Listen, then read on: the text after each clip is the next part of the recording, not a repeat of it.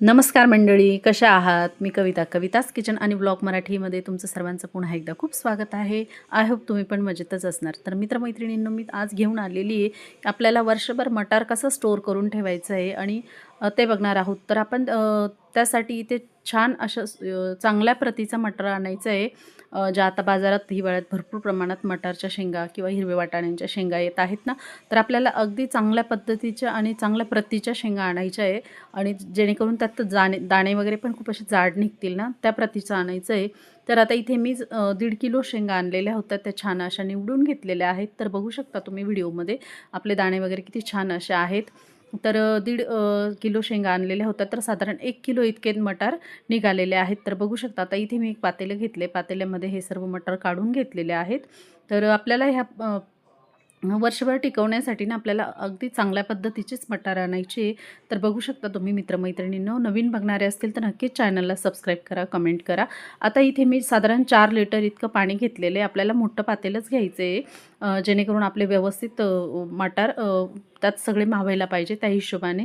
तर इथे 4 लिटर इतकं पाणी आपण गरम करून घेणार आहोत सुरुवातीला.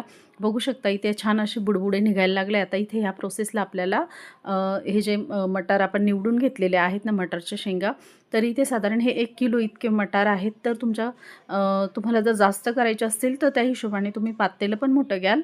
आणि अजून एक आपण सिक्रेट पदार्थ घालणार आहोत, ते जेणेकरून आपले मटार वर्षभर तसेच्या तसे राहतील आणि रंग पण सुंदर राहील त्याचा. तर इथे मी 2.5 चमचे इतके साखर घालून घेतलेली आहे. जर तुमच्या शेंगा 4-5 किलो असतील तर तुम्ही साखरेचं प्रमाण वाढवू शकता. म्हणजे दाण्यांचं प्रमाण जास्त असेल तर तुम्ही त्या हिशोबाने साखरचं प्रमाण वाढवू शकता. साखरमुळे आपल्या वाटाण्याचा रंग हिरवागार राहतो आणि फ्रोझन इतके छान राहतात ते, तुम्ही वर्षभर ठेवू शकता ह्या पद्धतीने. तर आता इथे आपल्याला छान असं कुक करून घ्यायचे, म्हणजे छान असं उकळून घ्यायचे आणि ह्या प्रोसेसला आपल्याला कंटिन्यू चमच्याने हे ढवळत राहायचे. कारण आहे ना, आपल्याला वाटाणे अगदीच खूप जास्त शिजून पण नाही घ्यायचे आणि जे आपल्याला वाटाणे शिजले किंवा प्रॉपर सेट झाले ना, तर कळतं. आता इथे बघा आपले जे वाटाणे प्रॉपर सेट होत आहे ना, ते वरती येत आहे. तर पूर्ण वरती असा लेअर आला की समजून घ्यायचं आपले वाटाणे अगदी प्रॉपर झालेले आहेत. त्यासाठी आता इथे मी कढई घेतलेली आहे. कढईमध्ये आपल्याला सध्या आता ऊन वाढलं आहे, त्याच्यामुळे वरचं नळाचं जे पाणी येतं ते कोमटच येतं आहे.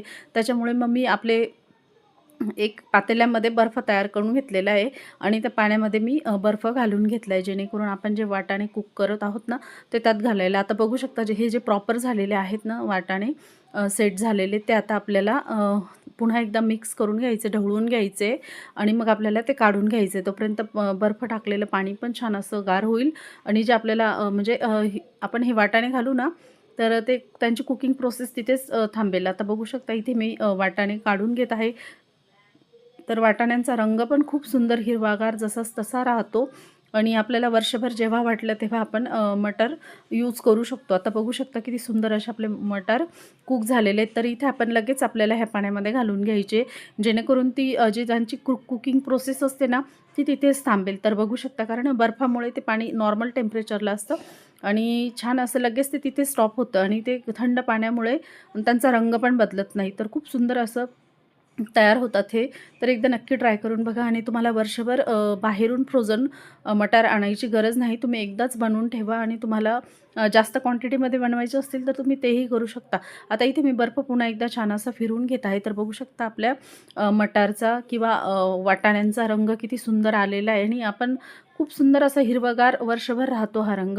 आणि बघू शकता आता इथे मी सर्व मटार काढून घेत आहे थोडं थोडं करून, कारण ते जसे व्यवस्थित सेट होत आहे ना, तसे ते वरती येत आहे आणि वरती जे आलेले आहेत ना, तेच समजून घ्यायचं की आपले एकदम प्रॉपर शिजलेले आहेत.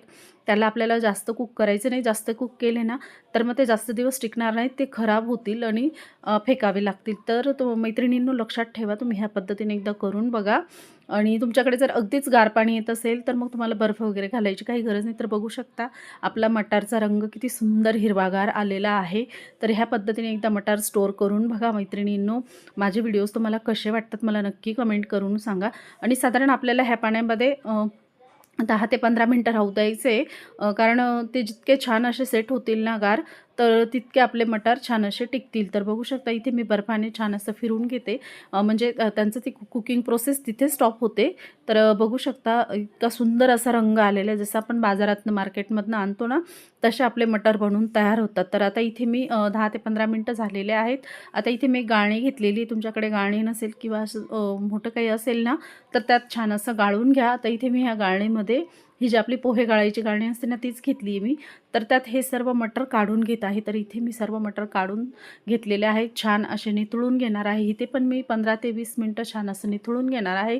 त्यात मी थोडंसं बर्फाचा खडा पण टाकून दिला होता, जेणेकरून ते छान सेट होतील. तर बघू शकता रंग पण खूप सुंदर आलेला आहे आपल्या वाटाण्यांना. आता इथे आपले वाटाणे छान असे सेट झालेले आहेत, निथळून तयार आहेत. तर आता इथे आपण हवाबंद डब्यामध्ये किंवा हवाबंद जी पिशवी असते ना, त्याच्यामध्ये वर्षभर स्टोअर करू शकतो. तर नक्की करून बघा मित्रमैत्रिणींनो.